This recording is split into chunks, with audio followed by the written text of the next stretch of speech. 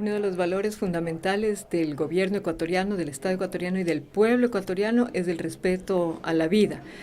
Una vez que el gobierno ecuatoriano analizó la posibilidad de que la vida del señor Julian Assange corría peligro, creo que esa fue la decisión fundamental que nos dio pie para otorgarle el asilo diplomático al señor Assange. El Ecuador, justo un día antes de otorgar el asilo diplomático al señor Assange, recibió una nota de parte del gobierno británico en la que se nos decía que en caso de nosotros no tomar las decisiones o que las decisiones que fuésemos a tomar en relación al caso del señor Assange, ellos tal vez se verían obligados a tener que ampararse en una ley exclusiva del Reino Unido para entrar en nuestra misión diplomática. Por supuesto, lo que ha dicho el Ecuador es que esta amenaza no velada, sino explícita del gobierno británico es inadmisible, que hoy en día el Ecuador, desde hace muchísimo tiempo, como otros países de América del Sur, ha dejado de ser colonia. Esperamos que a partir de los diálogos que tenemos, de los diálogos diplomáticos, podamos encontrar una vía para que el salvoconducto que tienen que entregarle al señor Assange sea posible para que el Julian Assange pueda ir al Ecuador. Tanto es así que en el Ecuador se respeta la libertad de expresión, que hoy en día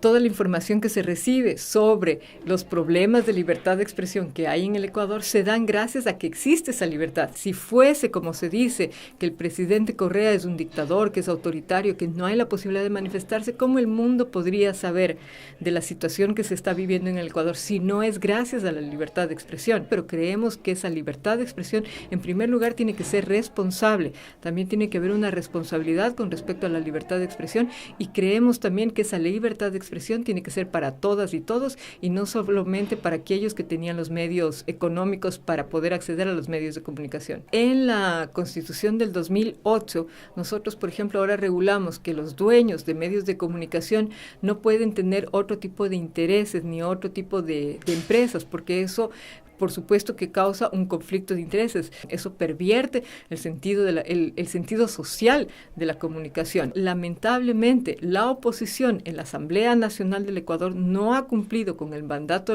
constitucional y el que nos obligaba a tener una ley de comunicación. Que la ley de comunicación no coarta la libertad de expresión. Lo que hace la ley de comunicación es tratar de regular esa comunicación de tal forma, en primer lugar, que haya una democratización